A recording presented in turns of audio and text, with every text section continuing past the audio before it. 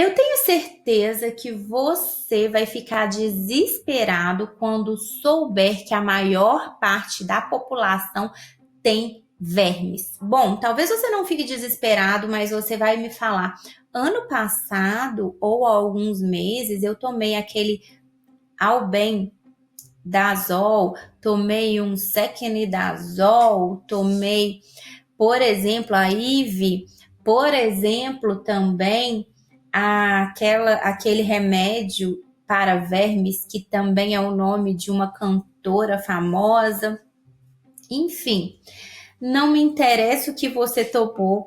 Eu tenho certeza que se você não fez um tratamento de desparasitação dentro da saúde integrativa, você ainda está sendo parasitado. Se você ainda não conhece o meu canal, meu nome é Edicele Ribeiro, sou médica e aqui nós falamos sobre saúde integrativa com embasamento científico. Se esse assunto interessa você, se inscreva no canal porque toda semana tem vídeo novo por aqui.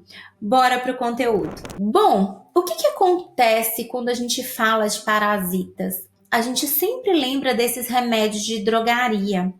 Só que quando a gente usa um remédio de drogaria, ele vai pegar ali por volta de 13 tipos de parasitas. Só que existem muitos e muitos e muitos outros parasitas no corpo humano. E dentre esses parasitas do corpo humano, alguns deles estão associados a doenças gravíssimas, como a fascícula hepática já está associada a câncer. E temos outros parasitas que promovem a alteração até mesmo do comportamento humano. Você já ouviu falar de grávidas com vontade de comer tijolo? Você sabe que isso está relacionado à deficiência de ferro e que na gravidez isso fica exacerbado. E muitas pessoas com desejo de comer coisas estranhas estão, na verdade, infestadas de parasitas. Não são só as grávidas, são tomados como pacientes psiquiátricos que, quando passam por uma desparasitação correta, podem ter esse comportamento revertido. Então, tem pessoas que comem cabelo, pessoas que têm vontade de comer calçados, pessoas com comportamentos estranhos, até mesmo se tratando de questões sexuais. São pessoas que provavelmente estão sendo parasitadas. A gente nunca pode taxar um paciente nosso de paciente psiquiátrico sem antes ter desparasitado esse paciente, sem antes ter desintoxicado o corpo desse paciente. Porque muitas vezes parasitações e intoxicações levam a sintomas psiquiátricos. E um dos sintomas mais comuns é a depressão. O paciente parasitado, ele fica sem alguns nutrientes, sem esses nutrientes, ele entra em depressão por produzir menos neurotransmissores que trazem equilíbrio emocional, trazem também prazer, trazem felicidade. Então, sempre devemos ficar atentos. Ah, mas eu não tenho depressão, nenhum comportamento assim. Você pode ter outros comportamentos, como procrastinação, como sensação de fadiga, cansaço, vontade de comer carboidratos desesperadamente. É uma coisa que, quando nós desparasitamos integrativamente, muitos pacientes relatam: nossa, mas eu não como doce, comecei a desparasitar, fiquei com uma vontade, uma avidez por comer doce. Gente, já é sabido que os parasitas alteram o comportamento humano e eles vão ser os primeiros a se nutrir. Muitas vezes a gente acha que os parasitas estão só no intestino. Não é verdade. Eles ficam em muitos tecidos. A fascícula hepática, é lógico, fica no fígado. Eles podem estar em muitos tecidos diferentes e às vezes eles vão para o lúmen intestinal para se reproduzir. É claro que nós também temos os parasitas intestinais, esses são de fácil eliminação com um remédio aí que tem na drogaria para eliminar a lombriga, eliminar a tênia, enfim. Mas nós temos muitos e muitos tipos de parasitas. E a gente pode usar alguns ativos como óleo essencial de orégano, como cravo, como o hipérico perforatum, como vários e vários outros ativos que podem ser associados, assim como a semente de abóbora, por exemplo, podem ser associados e juntos eles vão eliminar mais de 100 tipos diferentes de parasitas. É o que acontece quando a gente usa a desparasitação usando tinturas. Dentre essas tinturas, nós temos a tintura de nogueira negra, nós temos a tintura de berberes, nós temos outras tinturas, assim como a tintura de absinto. Além disso, nós também podemos usar chás e também podemos usar o alho a fim de não sermos reinfestados de parasitas. A gente pode escolher um dia da semana, ralar alho na água e tomar o alho raladinho na água, tomar aquela água com alho ralado, para que a gente evite a infestação de parasitas. Ali no alho nós temos substâncias que matam parasitas e substâncias também que são benéficas para a imunidade. Assim como nós temos no óleo essencial de orégano, que deve ser utilizado em cápsula gastroresistente na dosagem correta. Não é sair tomando óleo essencial pela boca, como eu vejo muitas pessoas fazendo e sem ter o conhecimento correto para fazê-lo. A gente pode desparasitar também, depois do uso de uma tintura, usar um homeopático por maior tempo e fazer uma desparasitação. Tá gostando do conteúdo? Compartilhe esse vídeo e vamos ajudar mais pessoas com o poder da saúde integrativa. E quando eu falei para você que os parasitas geralmente ficam nos tecidos e vão se reproduzir na luz intestinal, esses parasitas eles se reproduzem em alguns períodos do mês. Então, é sempre bom que a gente faça uma desparasitação ali por um período de mais ou menos uns 15 dias, depois retome com uma outra desparasitação que pegue um período de 30 dias, ou mesmo já inicie com uma desparasitação por período mais prolongado. Lembrando, gente, que nós que somos brasileiros, a gente sempre tem o hábito de dar um jeitinho para as coisas. E muitas vezes a gente fica seguindo receita de bolo. A desparasitação, ela pode provocar uma reação chamada de reação de Hersheimer, que é uma reação onde os parasitas morrem, os parasitas, o corpo mesmo, né, vai ficar um pequeno defunto ali e o seu corpo tem que eliminar a toxina liberada pela morte daquele parasita. Isso pode gerar cansaço, às vezes prurido, às vezes cefaleia, que é a dor de cabeça, né, prurido, coceira, cefaleia, que é a dor de cabeça. Isso pode gerar inconvenientes. Então, a gente tem que fazer sempre que possível acompanhado por um profissional de saúde capacitado.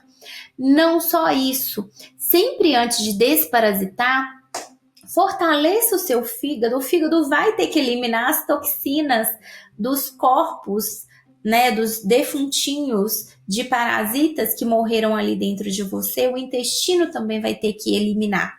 Então, sempre fortaleça o seu fígado. Use um hepatoprotetor, use ali a silimarina, que é uma substância maravilhosa. Pode usar a tintura de cardo mariano, pode usar o homeopático de cardo mariano, pode usar um aminoácido chamado ornitina e chá de boldo, entre outros chás que também podem ser usados como hepatoprotetores. Quando a gente usa um hepatoprotetor, até mesmo o ácido alfa-lipoico, que é um excelente hepatoprotetor, a gente está fortalecendo o nosso fígado, que no final das contas é o laboratório do nosso corpo, ele que vai ter que dar conta de todas as toxinas que você se expõe, tanto expõe sua pele, quanto se expõe quando toma uma água de má qualidade, quando faz uma alimentação de má qualidade, quando ingere álcool. Então o fígado ele precisa estar ali ok. E, é claro, a desparasitação pode sobrecarregar o fígado, então convém dosar as enzimas hepáticas antes de desparasitar. E se você tiver com enzimas hepáticas alteradas, mais uma vez, é mais um motivo para você procurar um médico para fazer uma desparasitação segura, tendo em vista essas enzimas hepáticas alteradas. O médico vai ali cuidar dessa sobrecarga hepática e vai cuidar desse fígado. Lembrando sempre que quando nós falamos de parasitas, de morte de parasitas, nós também temos a liberação de metais pesados que também se acumulam no corpo desses parasitas. Então, em geral, é sempre bom que a gente faça uma desintoxicação logo após a desparasitação. A maior parte das pessoas não tem ideia das toxinas que nós estamos expostos no nosso dia a dia. A gente pode começar logo pelo banho de manhã, tomar banho em uma água com cloro. Eu já fiz um vídeo sobre água aqui, se você quiser ver, logo que acabar você pode acessar esse vídeo aqui, que você vai entender todas as propriedades da água. Após tomarmos um banho de água com cloro, a gente escova o dente com pasta de dente com flúor.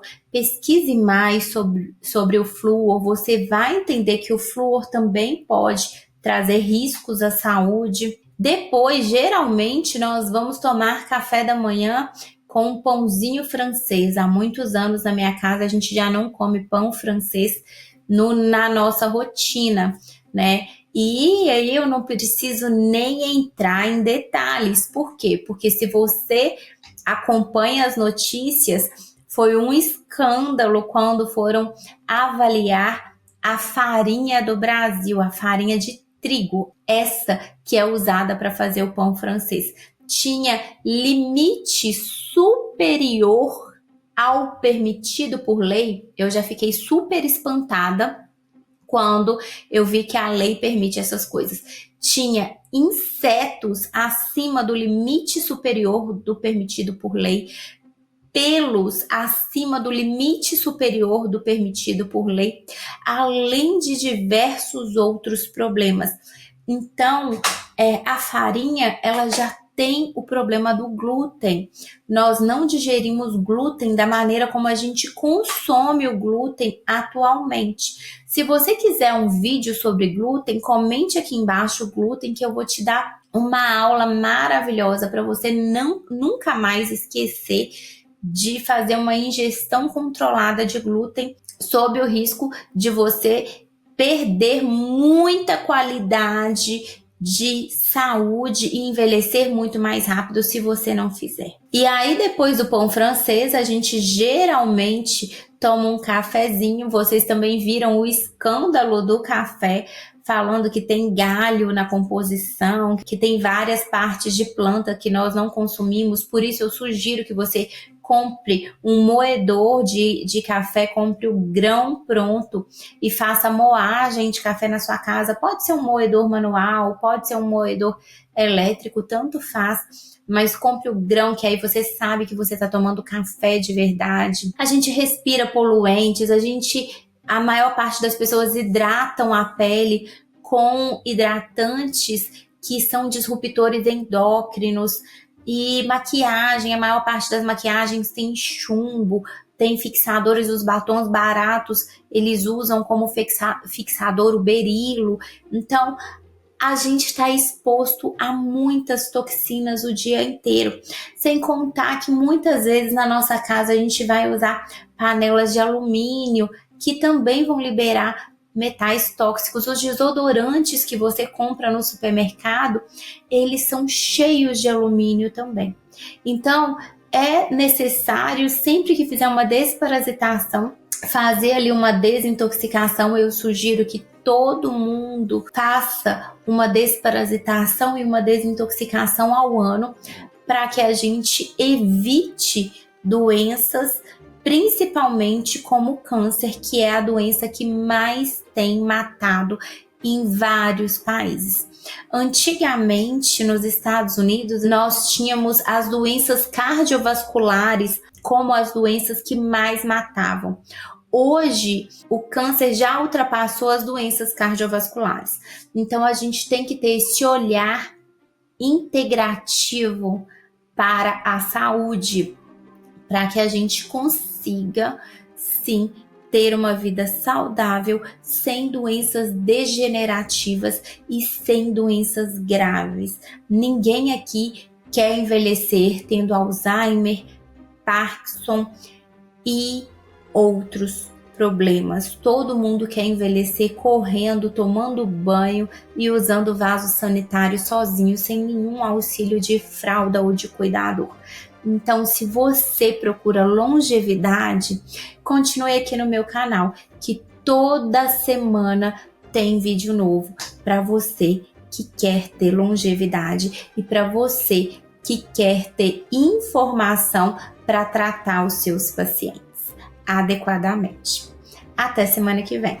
Não se esqueça de se inscrever no canal e ativar o sininho. Ativando o sininho, você ativa as notificações e o algoritmo entende que esse conteúdo é importante para você e é relevante. E assim também indica o nosso conteúdo para outras pessoas, além de indicar para você todas as vezes que tem vídeo novo aqui no canal.